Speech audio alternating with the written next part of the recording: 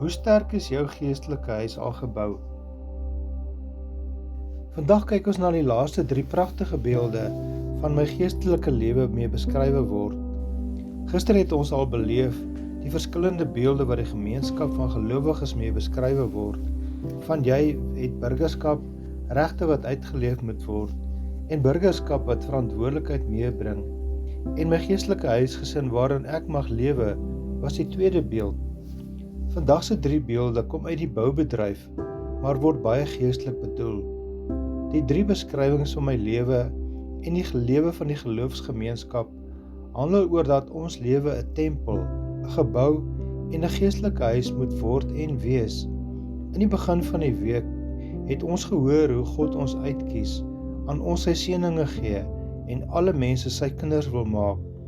Hy soek 'n plek waar hy kan kom woon en dis in en deur ons lewe. En daardie lewe moet sekere eienskappe vertoon. Sy teenwoordigheid moet sigbaar word vir die hele wêreld.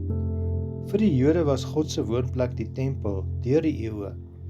Dink maar in Salomo se tyd toe die tempel 2 keer herbou is om God se teenwoordigheid te vergestal. Vir die Jode was dit 'n fisiese struktuur waar God se teenwoordigheid ervaar is. Die Here het lank daar gewoon.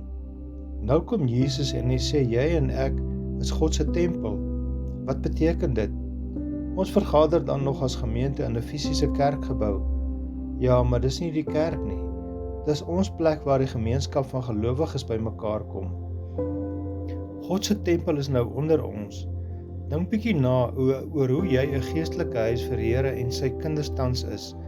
Verrys jou geestelike huis dat dit sterk gebou is op geloof, of staan die bouwerk in jou lewe stil?